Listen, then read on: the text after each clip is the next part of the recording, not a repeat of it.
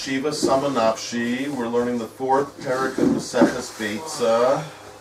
This is an afternoon shir for whoever's in Yerushalayim is welcome to come visit us in the building called Chanichei HaYeshivot in the Romema neighborhood of Jerusalem on Rehov Zichron Yaakov, just off of Rehov Mem Gimel, which is near the famous ambulance center called Mada. In the meantime, our shir is about an hour and 25 minutes. We learn almost every Sunday through Thursday, except for Hanukkah. We'll be taking a short break, but everyone's welcome to join us if they're in Jerusalem. In the meantime, we hope you join us on the YouTube or on our website. The fourth parak is a continuation of the discussion at the end of the third parak, which is a very big chiddush, a very big novel idea that you can do, to some extent, business on Yom Tov. Maseches Beitsa is nicknamed Maseches Yom Tov because most of the Masechta has to do with how we conduct ourselves on Yom Tov. Some of the halachas have to do with the Doraisa, with the Torah point of view, and most of it has to do with the Rabbanan, the rabbinic ordinances of what makes Yom Tov so special. One of the things that makes it special is we're not allowed to do business, but on the other hand, they want people to have a Simchas Yom Tov, to rejoice on Yom Tov. You need proper food, and not everybody was able to buy it before, so the Chazal actually literally opened the door for buying things on Yom Tov. So of course you can't use money. You can't really even speak about the amounts of money that are involved, but you basically, on the honor system, are taking certain things from the store home and paying for them afterwards. But in that gray area, we have questions as to how to carry it in the street, for example, so that it shouldn't look like you're doing business, or how to measure the amount so you know how to describe it the next day to tell them how much you took. So there are specific rules about this, that even though you are conducting business to some extent, but we're minimizing it as much as possible so that we've allowed you to get what you need for your Simchas Yom Tov. On the other hand, we've restricted the business end so that it still appears to everyone to be a Yom Tov, to be a special day.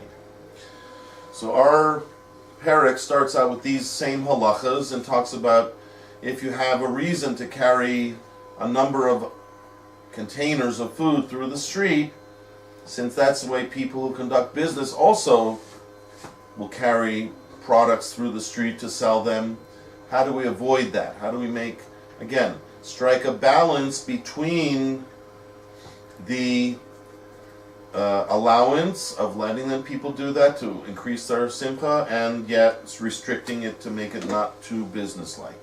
So this Mishnah is a perfect example of where we strike the balance. But we'll see later in the Gemora that there are exceptions to the rule, the final rule often being the simcha, the reason to rejoice, will very often win out in a competition with the other factors of doing business. So we're on Daf Chav Tes Amud Beis, the very bottom, Perek Hamevi Kadeyain. And this perek will last for a number of pages, and we'll hopefully be involved in it for the next few weeks. I have with me two of my favorite Talmidim, Shabbatai Jacobson, hailing from first Johannesburg, then Perth, Australia. Now he lives here and he practices medicine in Shaare Zedek Hospital. And Sruli Manel, one of our full-time students, and others who join us from time to time, but they are the foundation of the shir, so we switch off reading between the two of them and anyone else who happens to be here. So, Shabbatai, will you read the first Mishnah in the fourth parak? I'm scared of the camera. Maybe Kadi be makom makom. So he brings a jug of wine from one place to another. It's actually like we're saying, if a person is the kind of person who needs to do it, then we tell him how to do it. Ha mevi yain means the one who does need to do it, so now we're instructing him how to do it. And he's meve kade yain. The big problem is he wants to bring a number of jugs, so that's the real problem. If he had to only bring one, many times we bring like a small gift to somebody for Yom Tov. It's not a problem, in essence. But bring a number of jugs, that starts to look like a business deal. So here we have to strike a balance between what will allow you to do and what we won't. So hameve kade yain, someone who wants to bring a number of jugs of wine through the streets, right? That's what it means, mimakom lamakom. From one place to another doesn't here mean from one city to another. Why do I know it's not that? First of all, Rashi says we're talking within, right, the Techum. How does Rashi know that? Because just like on Shabbos you can't go outside the Techum, so too on Yom Tov. So therefore, if it says you're bringing from one place to another, it doesn't mean from one city to another. It means within one city, within one town limits, within the town limits, you still want to bring it from one place within that Techum to another. So you're going to be walking through the public thoroughfare, which isn't a problem of carrying either. Either because there's no issur of carrying on Yom Tov, according to Beis Hillel, or because there was an eruv in this area. Rashi says it could be talking in a place where they were made eruv chatzeros. Okay, so then what's the halacha? So the halacha is you can't bring it in a... Wait, Shabbatai was reading. Let's continue the reading, and then we'll discuss it. No, you aim the side would prefer. You don't bring it in a sack or a basket or a box. Right. Well, maybe who are kataf or fanav. So you can bring it on your shoulder, or in front of you. Why do you think it adds the word who, by the way? Maybe who. Often when we add the word who, it refers to the object. well, there's more than one object, so who wouldn't make sense if we're talking about an object here. I think it means he, the man himself, should carry it. So I'm guessing here, maybe there's an extra halacha in that extra word, that you should try to do it yourself rather than hire a worker to do it, because once you're hiring a worker, it also looks like you're doing business, right? That's what people do in business. They hire workers to carry things. So maybe that's why it's stressing who, right? Because it could just say maybe the certain way you're supposed to bring it. Why talk about who? Perhaps there's an extra message that he should be the one. He should bring it, rather than anyone else. In any event, okay, that's neither here nor there. But the main message is what? Don't put it in a box. Don't put it in a basket. But rather put it on your shoulder or hold it in your hands in front of you, because the way of carrying it on your shoulder as opposed to in a box shows that you're really doing it for yourself and not for business purposes. Correct? So without Rashi, I would think it's just a matter of the way that you're carrying it. In a box as opposed to on your shoulder. Or in a basket as opposed to holding it in your two hands. But we'll see in Rashi, it's more than just that. It's also the amounts that we're talking about. If you carry a large enough amount, you have to put it in a box, and that's what we're telling you not to do. Let's see Rashi. Maybe mokum the mokum. One it brings from one place to another place. Within the boundary. So that's the first thing we spoke about. That normally when you talk about makom, often it's about the city. So makom l'makom would mean from one city to another. Yeah. Rashi says that can't be, because there's halachas of techumi. And therefore it has to be talking b'tocha techum. Within the boundary. Oh. Al-Yidei Erev, by means of an Erev. Right. Or in a place where you're saying that there would be a problem of carrying in the public domain, but if you make an eruv, chatzeros, then you fix that. Either way, we're not talking about the problem of carrying in the public domain or carrying in the between cities. That's out of the question anyways. What we're talking about is within a city, within the Eruv, you want to carry it from one place that's more public to another, and people are watching you, and you have to worry that it's looking like you're doing business. Then the Tana is coming and telling you, if you carry it one way, it'll look like you're doing business. You carry it the other way, it'll look okay, like you're not just doing it for yourself. Keep going in the Rashis. Lo yavi'em b'sar b'kufa. Do not bring them in a basket or a Box. Aser shalosh v'arba. To give 3 or 4. Right, now giving often is used by Chazal as placing. Because normally in English, you say give, it's like I'm giving to you something. You wouldn't say I'm giving to the box. Which is Rashi seems to be saying, you're giving it to the box. Right? People don't give things to a box. So in Hebrew, the word nosein can mean give, as we know. Matanos levionim, for example. But it also can mean to place. Where do we see the word nosein meaning that? You know of a place in the Chumash, let's say. Matan dami. You know what matan dami means? No, when you're putting the blood of korbanos on the mizbeach. Some of them you have to sprinkle, some of them you have to throw from far away, some of them you have to pour the blood. Every korban has a slightly different amount or way that you put it on the mizbeach, but that's called matan dami. But it's not like we're giving the dam, it really means placing the dam. Different places on the mizbeach you have to put it, or the way you have to put it, the amounts you have to put, but it's called nesinas dam, placing the blood.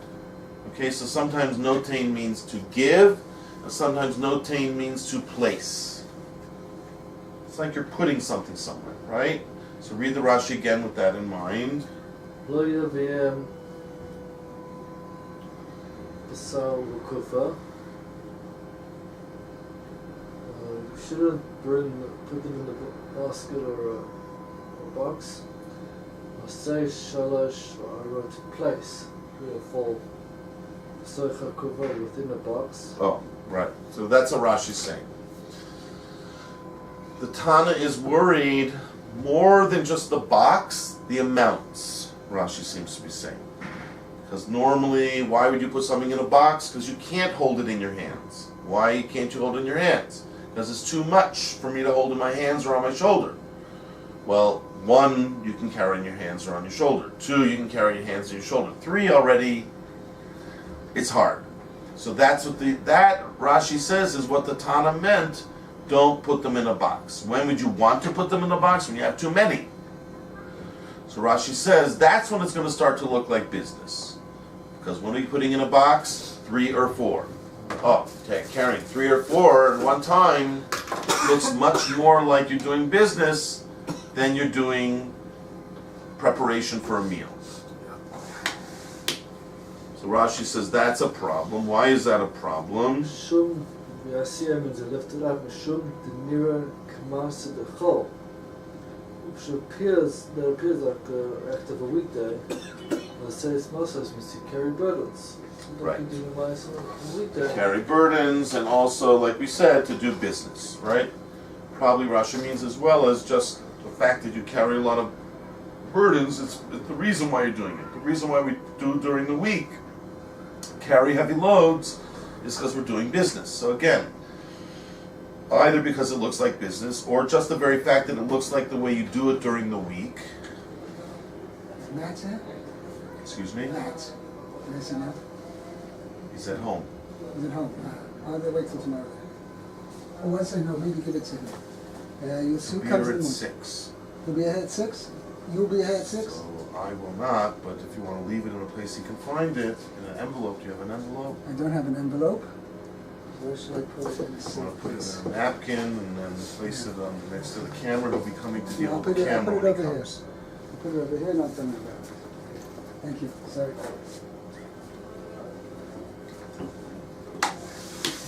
Okay, That was the Chumash Rebbe with his Chumash Shirim. Very good, Rabbi.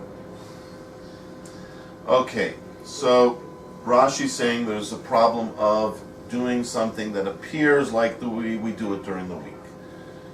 Even without the business aspect, Rashi seems to be saying just the fact that you're carrying heavy loads like you do during the week, that fact alone makes it puzzle for Yom Tov, makes it theoretically asur on Yom Tov.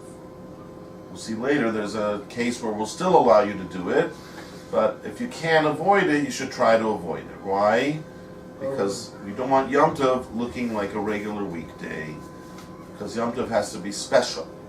There's a Kedusha of Yom Tov. Yom Tov has a special segula for helping us to get closer to Hashem. If it looks too much like a weekday, we lower people's esteem of Yom Tov. We lower the fact that people could use Yom Tov to get closer to Hashem. Okay, let's go on. So Rashi says, rather than putting 3 or 4 in a box or in a basket, Chazal are telling you, maybe a katboy, put on your shoulder. You should place it on his shoulder or in his hands. 1 or 2 parcels. The muchach, the tzarech yantiv. That appears for the second. More than appearing. Mukach means it's proven. Right? When someone sees you, they feel they know what you're doing. They know that you're up to preparing for a Suda. So therefore there's no act in their mind of something else like business or weekday activity. It's purely Yom Tov. Therefore you maintain the Yom Tov spirit. Okay.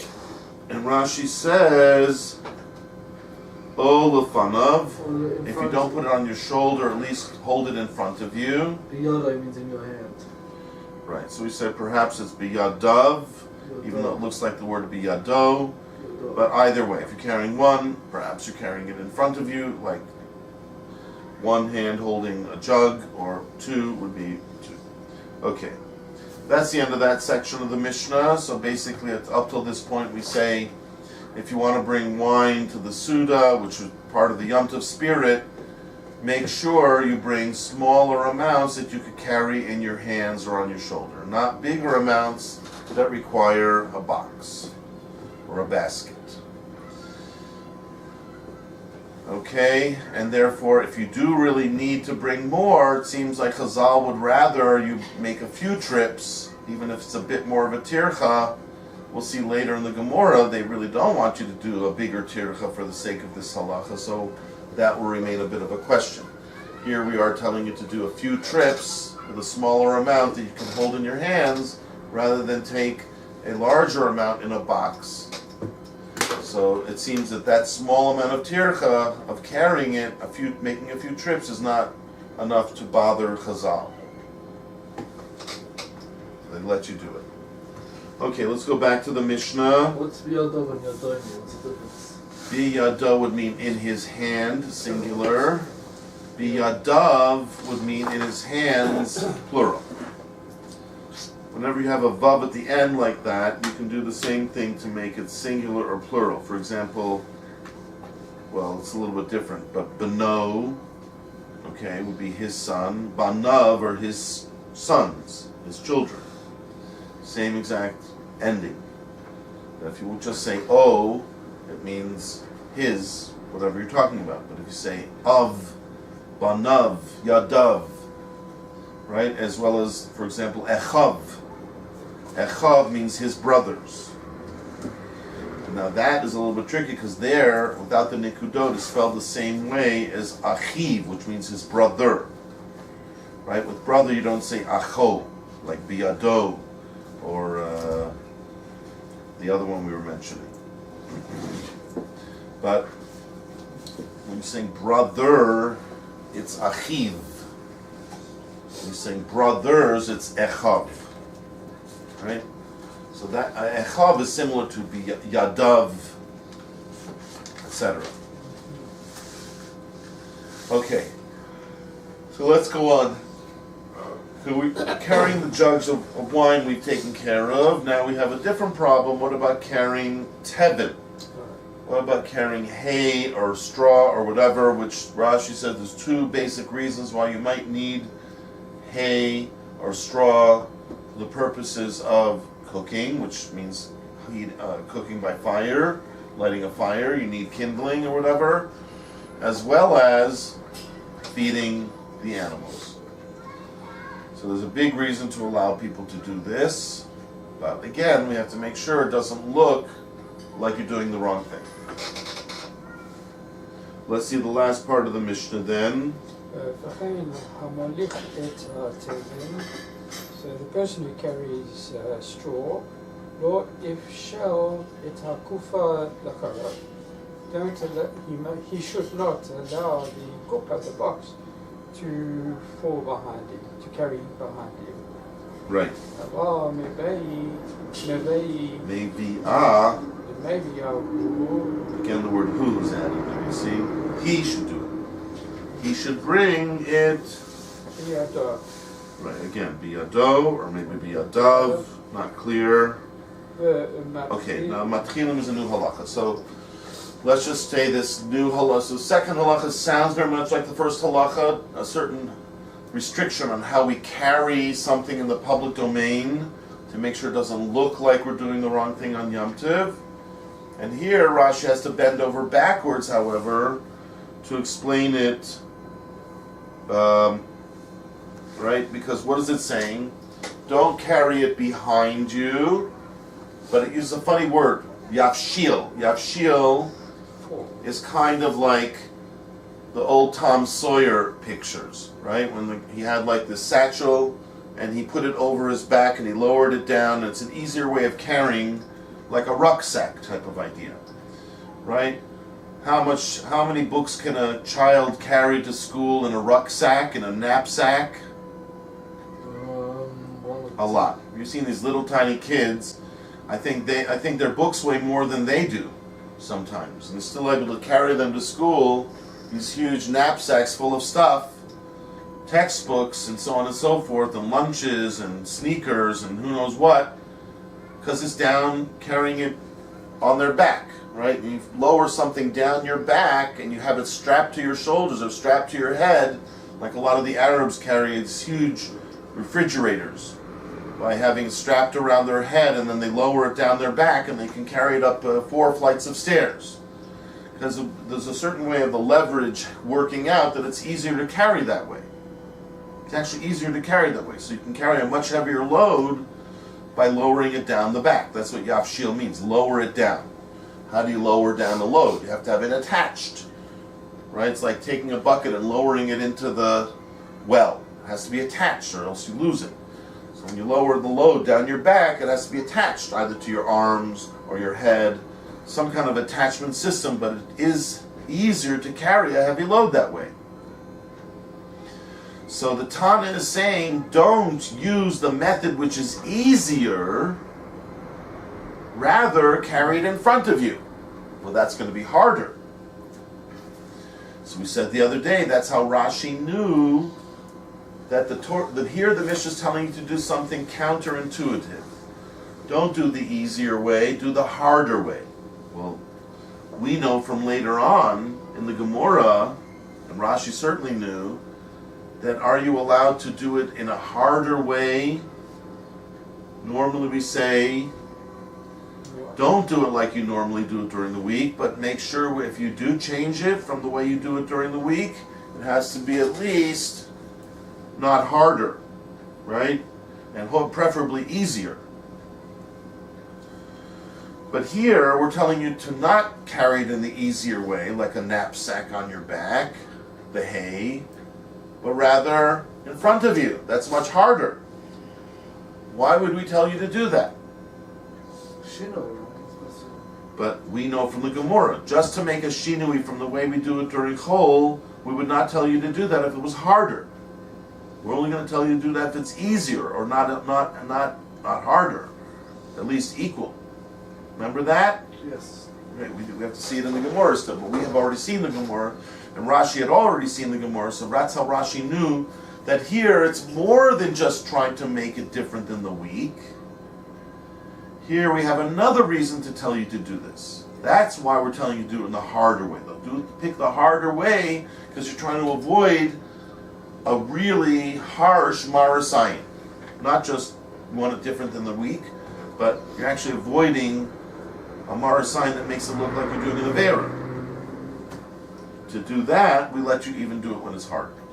Or in this case. Or any case that's a similar case. I mean, I don't know if we could think of it on our own, but if you have a case that's very similar, that will look like you're doing something really bad, then we tell you, please don't do it that way. Do it in the way that's harder, perhaps, but change from what you normally do. So again, if all you're trying to do is change from the way you do it during the week, we have a rule, it shouldn't be harder. If it's going to be harder, then you do it the way you do it during the week. That's what it says in the Gemora. Therefore, we said the kade yain, for example, when it's telling you to do it differently than you do it during the week, that's how Rashi learned. We don't want it to look like you're doing something the way you do it during the week. So we're having you carry it on your shoulder or in front of you, right? It's probably not that much harder than holding a 4 in a box or 4 in a basket. But you are still making a lot of trips, so we said, according to Chazal, it's not called extra tircha. In fact, you have to make a few extra trips. They're not worried about that. So here, however, we're telling you to do it in a harder way. Don't carry it on your back, which is the easier way. Carry it in front of you, which is a harder way. Well, it can't be that we're just trying to make it different than the week, because for that we wouldn't tell you to do it the harder way. So what is the problem here? So Rashi says, "V'cheina molichas hatevin." One who brings. He wants to bring tevin to a certain place and travel again from one place to another in public. Lahasik means to burn or the behemoth, to give it to his animal. Right. So he has two purposes in bringing this, which are very important purposes for Yom Tov, to use as fuel for cooking or something for heating, or for feeding his animals, which is certainly, a very big mitzvah to feed your animals. And still, we're restricting you. Should not lower the box. You see, Rashi adds a word here. Did you notice that? It doesn't say in the Mishnah we're talking about a box of tevin. Rashi learns if you're talking about tevin, it has to be in something. How else are you going to carry it unless it's in something? So we're allowing you to carry a box here, not like the case of the jug where we told you try to avoid a box. Here we're allowing you the box. The only difference is don't put it behind you. To deny Yom Tov. Who? Because that would be what? That would be a ganai for Yom Tov. It would make it like disgrace for Yom Tov. A disgrace to Yom Tov. Very disgraceful. What's so disgraceful about carrying a box in back of you? Because he's intending to do a lot of work. It looks like you're intending to do a lot of work, but there's another aspect of this. Intending doesn't just mean like right now I'm intending. Often it means what? I planned it out. That word miskaven is more than just right now I'm intending to do it. Of course, if I'm doing something now, I'm intending to do it. If I pick up a box, you say he intended to pick up the box. Yes, thank you. Of course he intended to pick up the box. He's picking up a box. He must have intended to do that. What intended means in this context is what? Shabbatai? That he planned in advance to do it on Yom Tov. That's what it looks like. That's what bothers us. It looks like this person decided instead of doing it on a regular Wednesday before the Yom Tov, he waited till Yom Tov to carry all this through the streets, to transport his tevin. Right? And even if we say he didn't really intend for that, but it doesn't help. Because this is a marasai. Nire ke. Right? It's nire ke. It looks like he's trying to plan out to do malacha during Yom Tov. Right? So it looks bad. It looks like a really bad thing. It's more than just the case before where we just didn't want to have it look like what he does during the week. Here it's more than that. Because if I let him get away with this, it's going to look like he planned to do all this work during Yom Tov. It's a horrible thing. It's like saying, I plan not to celebrate Yom Tov. I plan to desecrate Yom Tov by causing it to be like a regular work day. Or Rashi says, there's another pshat, what you might be worried, what the Mishnah might be worried about forcing him to carry it in a box in front of him and not behind him. Goes to a place that's far out, but Okay, so what does far away mean in this case? It must mean outside the Techum. Because within the Techum, we said before, you're allowed to carry things. What's the problem of carrying within the Techum? So Rashi's saying it'll look like you're carrying something far away. Well, if it's within the Techum, who cares? That's not a bad thing. That's a good thing. If we're trying to make sure it doesn't look like a bad thing, what must it mean? That it looks like you're going outside the Techum, which is a mamash nevera. So again, these are two much more serious problems. It looks like you're trying to plan out doing your malacha, and a lot of malacha, on Yom Tov. That's like you planned in advance to desecrate Yom Tov, as it were. That we have to make sure you never do. Or it looks like you're going to actually carry it so far away that maybe it looks like you're going outside the Techum. Right? Maybe you're not, but maybe you are. Right? And people are going to say, right, when people have an opportunity to judge you harshly, what will they usually do? Judge you harshly. Right? It's a human trait, unfortunately, that very often people judge people harshly, even though there's a mitzvah judging favorably. Donning l'kaf schus. Right? But people say because it's true. Well, that's the point. The point is you don't know. Right? Yes. Hi, Mom wanted me to tell you that she forgot her phone at home, but she'll meet you by the traffic circle. Okay, thank you. Okay, so we have a situation here where Rashi decided that there's many more serious things we're worried about in this case than in the first case, right? What were we worried about in the first case with carrying jugs of wine? Too many. That it will look like the way you do it during Chol. That's all. It just looks vachtik, right? Looks like the way you do it during the week. That doesn't make it look like you're doing an Avera. It just makes it look like not Yom Tov, right? It's like wearing regular pants on Yom Tov instead of Yom Tov pants. It's not a real Avera per se, but it is, you're supposed to dress up nicely on Yom Tov. You're supposed to make Yom Tov look like Yom Tov. So that does bother us. But here Rashi has two much more serious Averas that he says we're worried it will look like. A, it might look like you're what? Planning on doing work on Yom Tov. That's a really serious offense. Planning out doing work on Yom Tov, even if there's no malacha involved, but still, you decided in advance not to approach Yom Tov as a Yom Tov. You planned it out to use Yom Tov as a chore day. That's not good. Or the second problem Rashi says could be that we're worried about. It looks like you're going outside the Techum. So why did Rashi have to come up with these two much more serious offenses that it looks like you're doing? Because Rashi's has a problem. Normally, if we're just trying to avoid looking like the week, the way we do during the week, then we say do it differently, but not in a way that's harder. Here we told you to do it what? Differently, And harder. but it's going to end up being harder. Harder to carry a box of tevin this way than on your back with the rope system. And yet, why are we telling you to do that? It must be Rashi said, here we're trying to do much more than the first halacha. The first halacha, we would never tell you to do something that's harder, like the Gemora ends up saying. But here, even if it's going to end up being harder, we will still tell you to do it differently. Why? Because we want you to make sure you don't look like you're doing an Avera. To make sure you're not looking at an Avera, we'll tell you to do something very hard, because we can't have that. We can't have anyone looking like they're doing an Avera.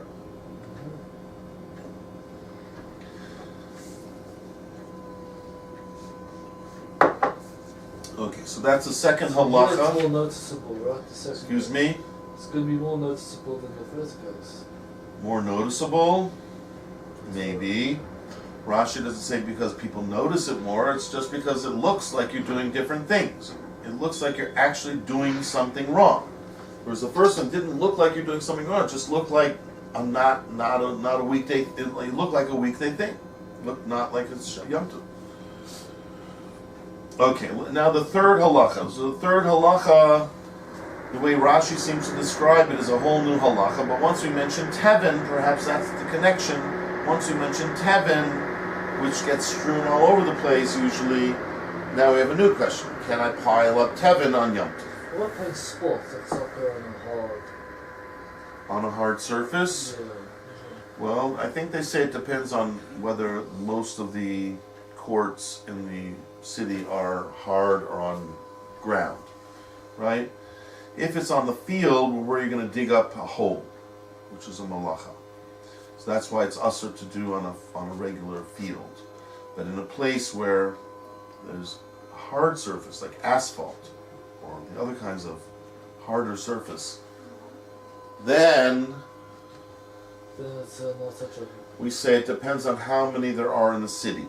If the majority in the city are ground, people use the ground for a field normally, then you'd probably be usher, based on the majority. But if the majority are paved, then we don't have to worry about that. It's like a gezerah. If there's too many unpaved courts, then we're afraid you will end up using one of those. Okay, let's start the third halacha. Maskilin ba'aremas hatevin. Right. Gemora Beitsa Shivamuksa. So you can start a pile of hay. Okay, A haystack. good. But you're not to pile up wood in a muksa, in a courtyard or a backyard. Right, but it's not the kind of backyard that we're used to, because those probably people use quite a lot. Rashi says muktzah has the idea of pushed off, what we call in modern Hebrew muznach, abandoned. It's a bit of an abandoned lot. It's a place where they don't really use it very much, and Rashi says what it really is like a storage area. It tends to be in the backyard, but there are other places that are more well used that are in the backyard. The muksa kind of backyard would seem to be the kind that they hardly ever use. So therefore, you went back there for some reason and started to put together some wood to make a pile of wood. There, we say, according to Rashi, there's a problem of muksa, right? Because the wood there is not often used, so therefore it's like basically pieces of wood in the forest. Am I allowed to go out to the forest and gather pieces of wood? No. It's muksa, right? The piece of wood in the wood, and they have to be, if you're hold by muksa, which we said there is a maklokas if you hold of muksa or not, Rabbi Shimon and Rabbi Huda. So Rashi makes it sound like if you hold there's a problem of muksa, you would say there's a problem picking up a piece of wood, because unless they have been properly prepared for Shabbos or Yom Tov, right? And for Shabbos is harder because you can't really use wood on Shabbos, but for Yom Tov it could be easier to set it aside to use it on Yom Tov because you have a big purpose of using it for cooking or whatever. So there would be theoretically in a regular, let's say, place where you pile up wood, more of an advantage, because you say, maybe my mind was set on using it or something like that. Remember we had the case not so long ago where the chicks were born on Erev Yom Tov, etc., but maybe he hadn't designated it or whatever. We said, no, but if it's within a short area and he can get to it easily and use it, and his thoughts were to use it, so then many people would say it's fine. So that's probably why Rashi explains that the word muksa here means like an abandoned lot, where people tend to store stuff that they don't use very often. And therefore, the wood that's there is not really something that he thought to use Erev Yom Tov. And therefore, if you hold of muksa in general, this is a classic case of muksa, where it's something that may have a good usage, but you never thought to use it. It's out of your realm. It's out of the things in your realm that you thought to use. So that's classically called muksa. Not just because it's in a place called muksa, because it's the halacha of muksa. But also, we said if it's something you would want to use, and it's something you had thought about, then it would, even according to the man who says there is muksa, he would not consider it muksa. But here we're talking about something that is in a place that's abandoned, is in a place that doesn't really get used very often. But therefore we say it should be considered muksa if you're the type of person like Rabbi Yehuda who holds of muksa. Okay, let's see the Rashis. So Rashi says, Maschilim, We begin by piling up. we're allowed to, right? When you say a halacha in the plural, it's like saying we are allowed to do this. Pile up a huge pile of hay. From the beginning. We're allowed to start the process. So we said, before I saw the Rashi, I thought perhaps the issue was tircha. And the chiddush was, even though there might be a bit more tircha starting the process off, but we're allowed. Because the purpose is so beneficial. Rashi has some other pshat here. Let's see what Rashi's pshat is. We're allowed to pile up the pile of tevin from the beginning. The hasak wants to burn. Zimma. Prepared from yesterday was the Erev Yom Tov. Okay. Why hire Ragu Lahasak Mimena? He is not accustomed to life from it. Ashta, now Mashma today said Muktzah. Now it seems to say he doesn't hold a Muktzah. Which is a Bishim. Now what? He doesn't hold a Muktzah.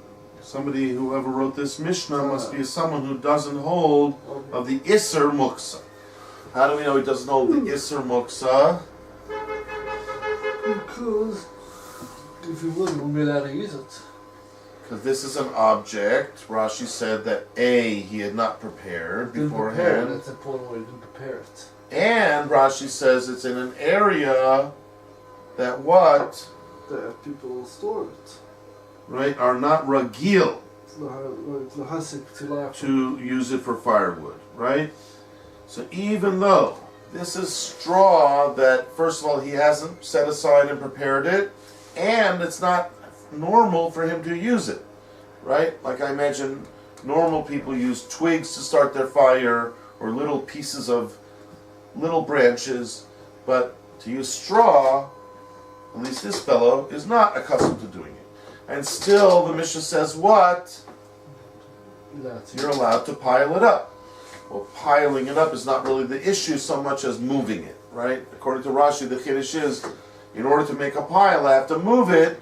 Well, what gives me the right to move these pieces of straw? It's not something that should be allowed to be moved. It should be muksa. Must be this Tana doesn't hold of the whole institution of muksa, right? Now, obviously, we've talked about this before, that they may hold of other types of muksa, like muksa machmas chisar and kis, or muksa machmas mius. There's different types of muksa where the thing is actually disgusting, or it's very easily breakable and a huge amount of money involved. So those are different kinds of muksa. That's not the kind we're talking about here.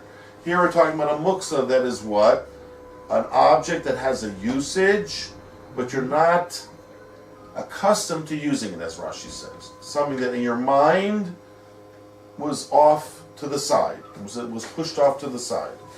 Right? And therefore, if you need me to think about it, and my mind had pushed it off to the side, I can't use it. If he's allowing me to use these pieces of straw, even though most people will not have thought about using them before Yom Tov, because it's not the standard thing, therefore it should be muksa, but if he allows you to do it, it must be he doesn't hold a muksa. That's the way Rashi learns. However, if it's the same Tana who's saying this next sentence, it doesn't make sense, because he turns around and says what? But 18 should be muksa, not wood that's in the air storage area. So you're not allowed to take wood from an area that's not normally used. That's why Rashi learns the word muksa here. And pile that up, right? So we said it's not the problem of the pile, it's more the problem of, according to Rashi, the moving this object. If he says you can't pile it up, it means you can't move this object. That's really what he's saying. Why can't you move this object? What's wrong with this object? It has a good usage, right? I need to burn wood. Why can't I use it? I'm allowed to burn wood on Yom Tov because it's a piece of wood that came from a place that is not commonly used. Not only that, Rashi says, it's a place that normally people put things there, what? The storage. For storage. That means when you put something in a place for storage, you thought not to use it for a long time. That's what storage means. Of course, a normal storage area, you always have the possibility you'll need it on a moment's notice. But Rashi's sort of assuming that if it's in a place that you normally store things, your mind is not really fixed on using it. And therefore this Tana, who's telling you not to use such wood, even though it's for a purpose that you're allowed to do on Yom Tov, you're allowed to burn wood on Yom Tov for let's say, Bishul and Ochel Nefesh. If you can't do that, it's because he must hold what? He doesn't hold you allowed to power up. Why? It must be he holds what? Muksa. That there is an institution called muksa, and this is a classic piece of muksa. A piece of wood from a place that's very out of the way, that I almost never go there and use the wood there, and not only that, but most things in that place are stored away for long periods of time. So there, again, I didn't think to use it. Okay? Do we read the whole Rashi here? No.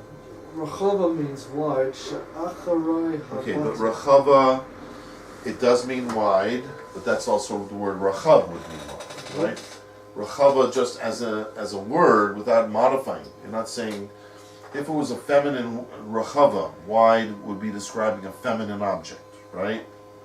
Let's think of a feminine object. Matana, okay? Matana is feminine. If you wanted to say a wide gift, you would say matana rechava. Okay? There the word rechava is modifying a word, so it makes sense. A wide gift. Okay, but what word is it modifying here? Is it, you see any word that it's modifying? Eitzim Muksa Rachava means wide. No. Oh, I see what you're saying. Muksa rechava. I don't think that's how to read it. I agree with you. You could have read it that way, but I think you should know that, as far as I'm concerned, there is a place that Chazal actually called it a rachava, a wide area, a huge area. Sometimes, you know what they talk about? Rachava b'shebasoch ha'ir. They used to talk about the big central courtyard in the middle of a city. Huge open area in the middle of the city where people will come for a market and so on and so forth. That's called Rachava Shebasoch Ha'ir, or Shebe'emtza Ha'ir. Okay? Yeah. But that's what a Rachava is. A Rachava is a wide area. Okay, so Rashi is, we're talking about a wide area, like a wide yard. It's plural, right? What is plural? It's a noun, right? I think it's a noun here. I don't think it's modifying the word muksa. I think Proverb is a wide area. he's doing what Rashi's doing what he often does. He takes a word from the quote, muksa, and he translates it into something you're supposed to know. Ironically here, the word rachava, Rashi is assuming you know what the word rachava means. But you might not know what a muksa is, because muksa has a lot of different explanations, right? So Rashi says here, when it says you wanted to take the asim that are in the muksa, Rashi says that are in the rachava. He's replacing the word muksa with the word rachava, which means that he expected people to know the word rachava, which is interesting. So it's a wide space, meaning a yard, a huge, that's what a yard is, right? A wide space. But this one is what? She'acharai habat. Right. Habatim Right. Muksa. And behind the houses, it's called Muksa. You see, that's how I know also that Rashi is not saying the word rachava is modifying muksa. He's defining muksa here. He's saying the rachava that's in back of the houses is called a muksa. So it's not muksa rachava. He's saying, what is a muksa? It's a rachava that's behind the house. That is what's called a muksa. Okay, so there's a place called muksa. And there's a place called rachava. And what is a rachava? It is that wide area, that wide yard that's behind the houses. Okay, that's called muksa. And Rashi says, why? Why would you call it muksa? Strange title. Al shame, on account, Shehu Muksa la'achor. It's Muksa tomorrow. No, achor means behind. Behind. Okay? Meaning, like he just said before, it's behind the house. But muksa, Rashi's using the word muksa here as an actual word telling you an instruction. Muksa means it's pushed away. Right? Yep. Or designated, we said, right? It could be designated as another, it's pushed away, it's designated for what? For being behind the house. Right? Yes. So basically, Rashi just explained why I would call the backyard a muksa place, because it's been pushed away behind the house. Which means it's not a normal backyard. It's something that I've pushed off to the backyard, things that I don't want in the front yard. And Rashi says about this kind of a backyard, it's not like your backyard when you grew up or whatever. Rashi says over here, this backyard has a special quality that what? Ein nichnasim. V'yotzim ba. Tadir. Right.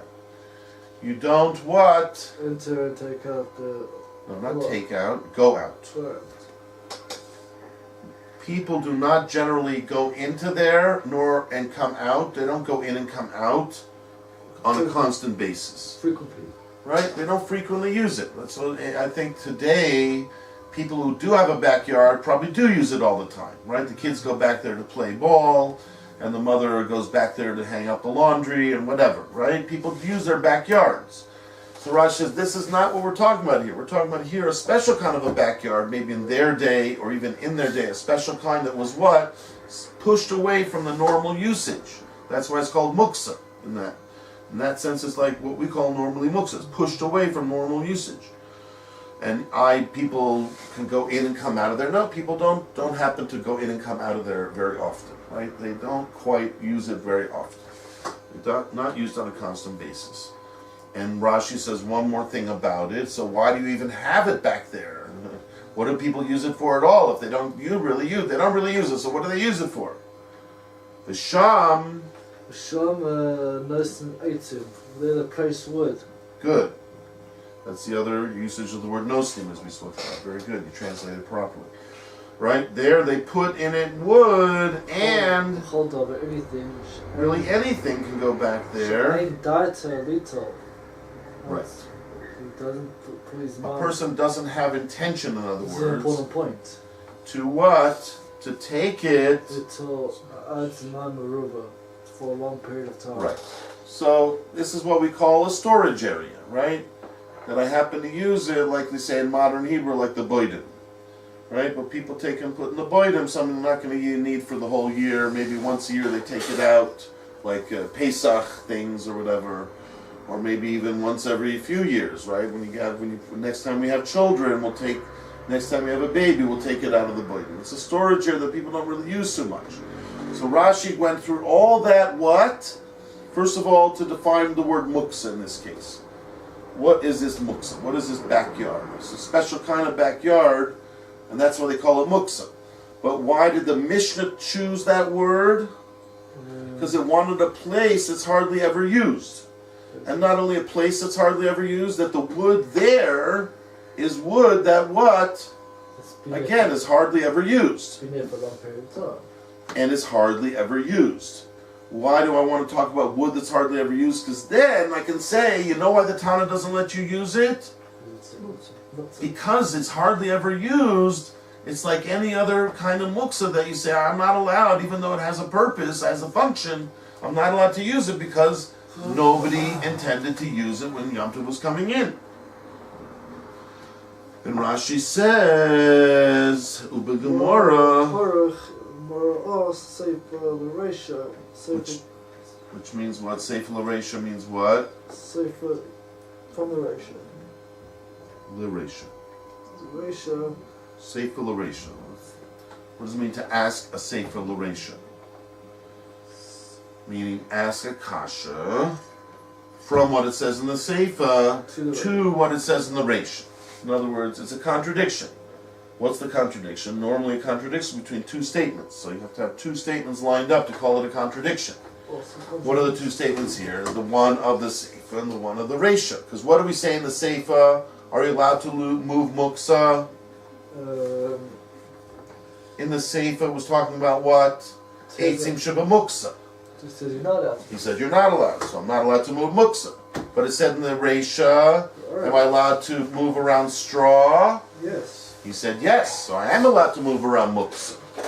So the way Rashi explained it, based on his experience with straw perhaps, and his experience with what we call muksa in this Mishnah, that these are things that should have been considered muksa, right? They should have been considered usher to move if you hold of the whole institution of what we normally call muksa, which we know from earlier in the Masechta that is a big machlokus. The first page in the Masechta talked about machlokus, Rabbi Shimon and Rabbi Yehuda.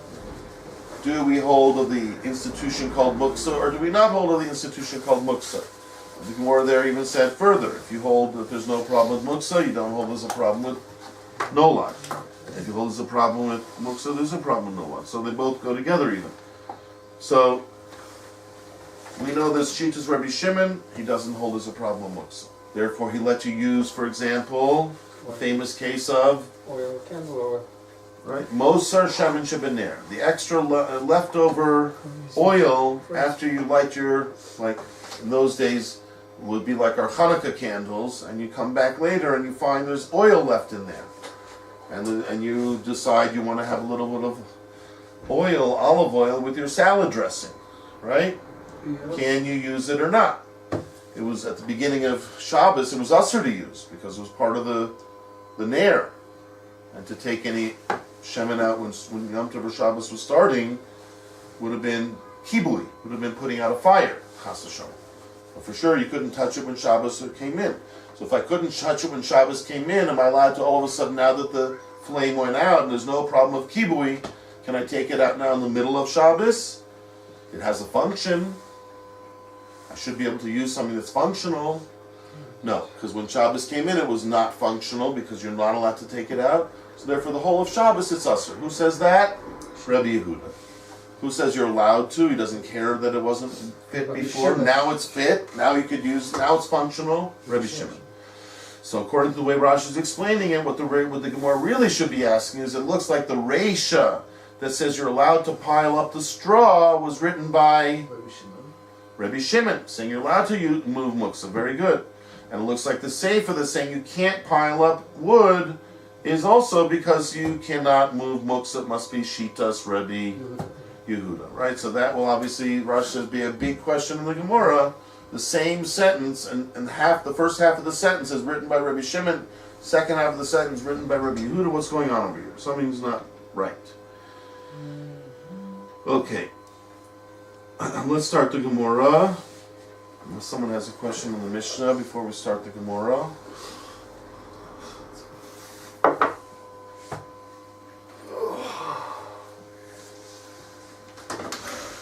Should we start the Gemara then? Yeah. Okay, Shabbatai, Okay. Tana. אם אי אפשר לשנות, muter. So the rabbis taught that if it's not possible to make a change, then it's allowed.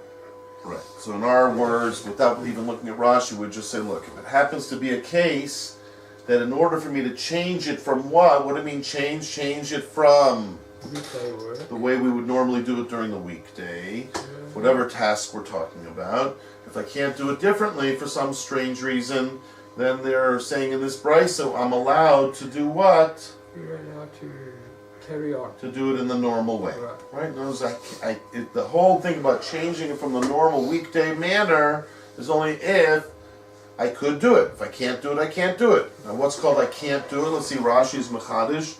It's still called you can't do it when it's just very hard. Go ahead. ואם אי אפשר לשמוס, if it's impossible to change. Rashi says, what would be a case where it's impossible to make it different from the weekday? כיוון שזמן אורחים הרבה. No.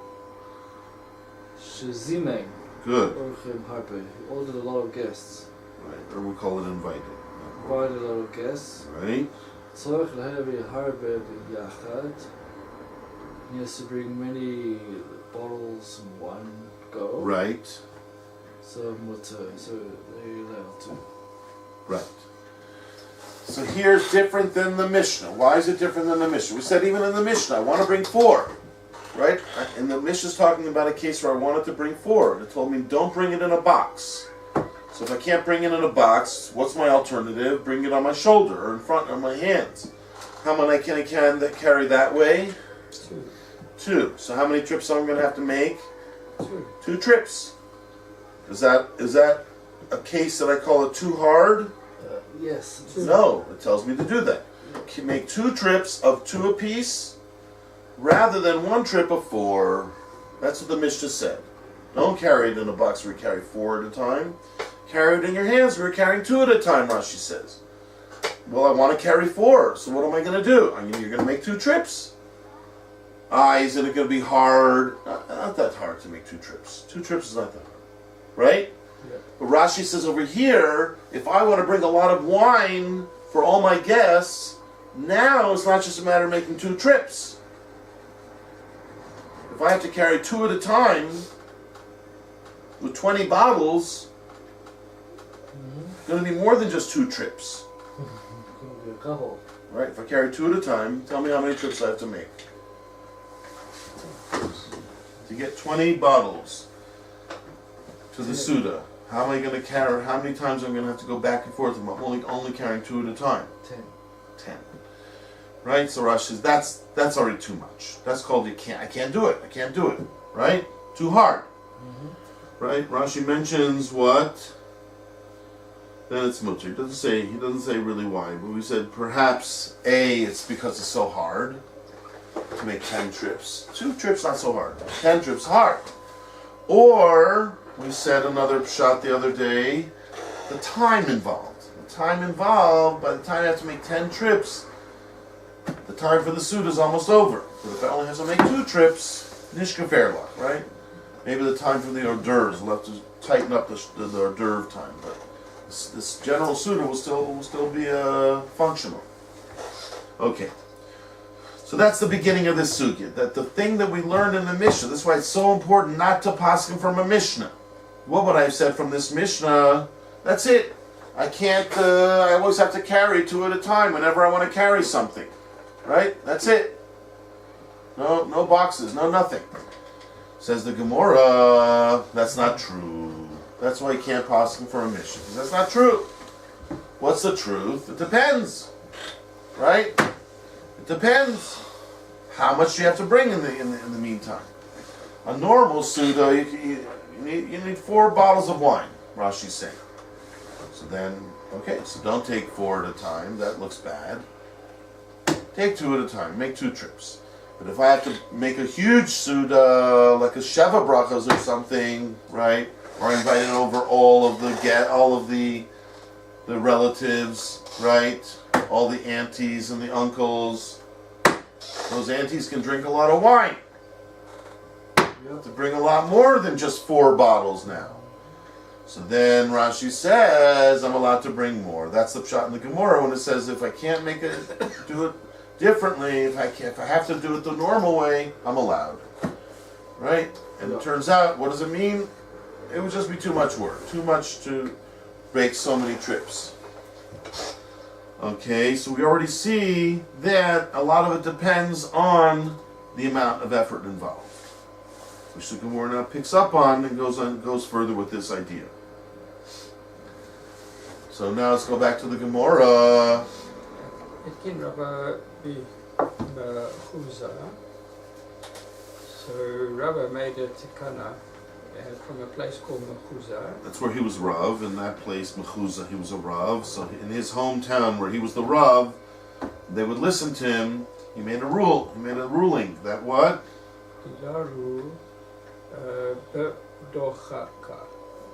You can Did a guy that can pick up something normally would under pressure. pick it up and have to apply a lot of pressure, Rather lidro, let him regla let him lift it up.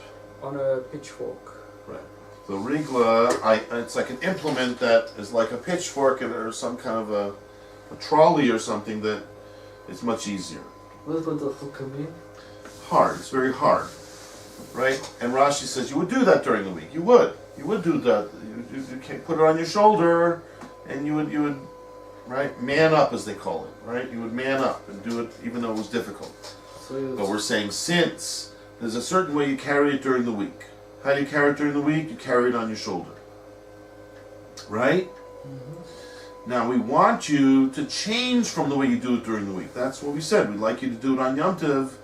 You're carrying a load. We'd like you to do it differently than you do it during the week. But we said before, if it's more difficult, we can't have that happen. So it's saying, he made it takana that you should change it, but when you change it, make sure to change it to something which is what? Easier. What would that be? This pitchfork type of apparatus that helps you use the leverage, and it's easier than just using your own shoulder. Let's see, Rashi. Tadara b'duchka. If it's a masui,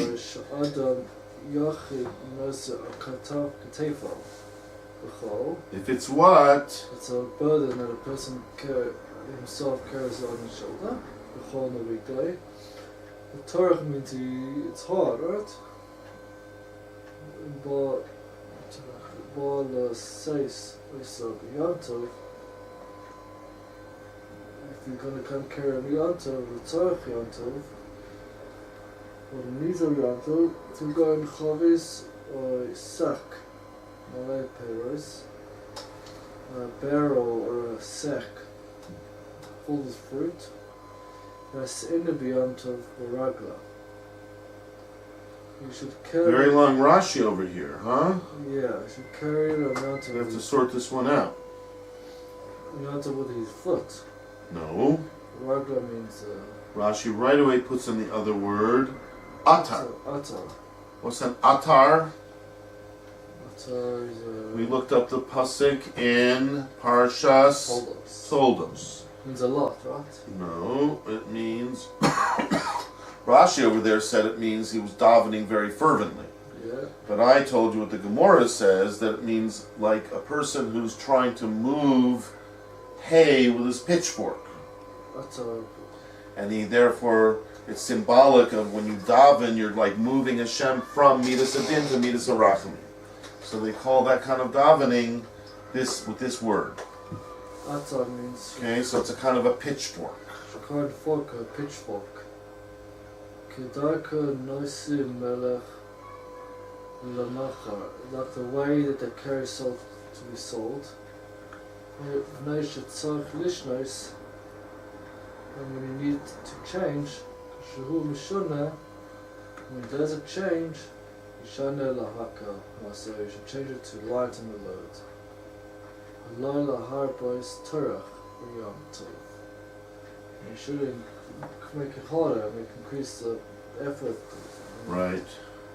Atar zeh noyachol loses, but this pitchfork is easy to carry. Maser chaved. The heavy load. Carry a heavy load. Ukishanoisa, when he chavis, when he carries the barrel, nisas bekata. And this means he carries on his shoulder.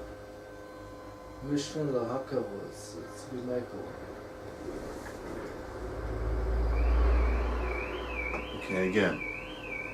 Kisha no say bow.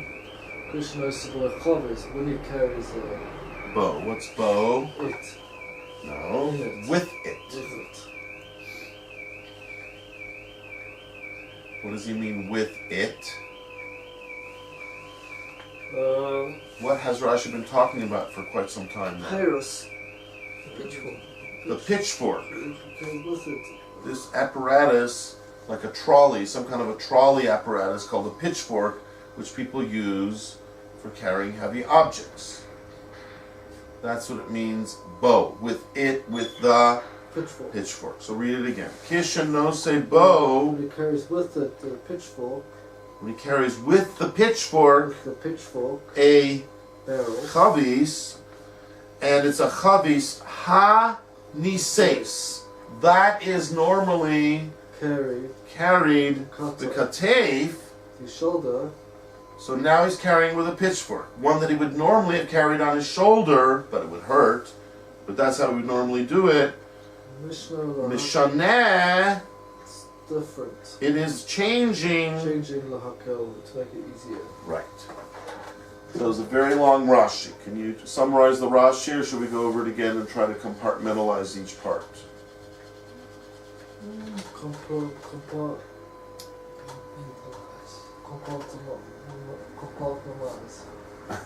Okay. Do you want to explain to me what Rashi said, or do you want to read it again? Rashi is saying that when he says the word Kedor Mechukah, means they're talking about a person who's carrying a big load on the shoulder, right? That is hard. Yes, it's hard. It's pressing down. Dochak means to press down, to press, to crush. right? So it's pressing down on his shoulder. It's very difficult. It's a load that would normally, like Rashi says at the very end, it would normally carry it on his shoulder, but would be very difficult. Okay? Yeah. Think of a load that you normally put it on your shoulder. Tell me a casing, like a certain suitcase that you can think I would probably put this on my shoulder. You have anything like that? Knapsack. But that's down your back. We said that's called down your back, not on your shoulder. On shoulder means you put it up here, carry it on your shoulder. Okay? Some of these people who have to carry big boxes do that. We'll carry boxes on the head. Well, we can talk about that as well. But right now we're talking about on their shoulder. Okay? Let's say you had a very heavy box, and you know if I carry it like this, it'll just halfway up the hill I'll feel it's too much. If I carry it like this, it's much easier to walk along. Okay, maybe I have to stop and adjust it or change it to the other shoulder, but it's still much more manageable than carrying it like this, right? But it's still hard. Still presses down on your shoulder. You still feel halfway up the hill like it's crushing your shoulder. It's dochak. So he made a takana. You're carrying a load that you normally would carry on your shoulder. Yeah. And it would hurt. It would be bedochak. But you would do it. That's why you would do it during the week. Rava said, make a change. Like I said, carry with a pitchfork. Carry it with a special fork, which you would not normally do during the week. But Rava said to do it. Why? Two things. We like to change things on Yom Tov from the way we normally do it. To make it easier. We like to make it easier.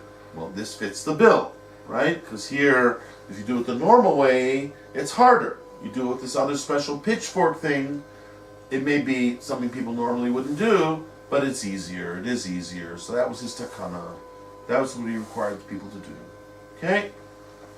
Should we read the Rashi again, just to get it straight, or do we say we have the idea over here already? Read it again, I guess. Well, you don't sound excited. Sounds like it's too much of a load. You have to make it easier for you. Okay, let's just say we have the pshat, okay? Let's go on to the next thing. Excuse me. What's the next thing? Back to the Gemora now. Try to keep one finger on the Rashi, the next Rashi, and we'll go on with the next little step in the Gemora. Daru ragla.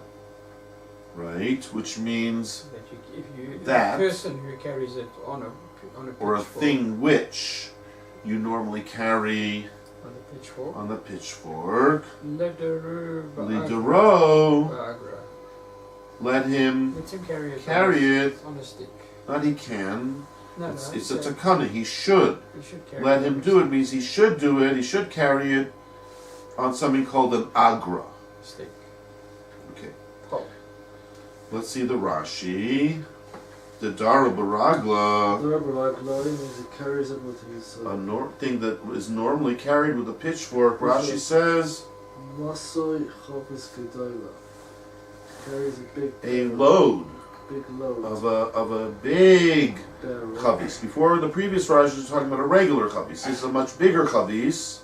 So since it's so big, people tend to what? Not carry it on their shoulder. This kind is so big, they do normally carry it, ragilin, baragli, which we know from the previous Rashi is that kind of pitchfork thing. Okay? So that which they normally carry on the pitchfork thing, because it's so big and so heavy. So he's saying over here, again, make a shinui, lidro, carry it, be'agra, which Rashi translates as... He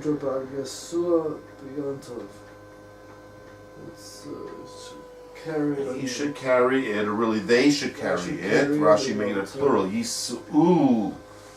They should carry it on Yom Tov. Two people. Right. How do you carry it with two people? The moat. With a stave, with a stick. Obviously a thick stick. And how will you carry it then?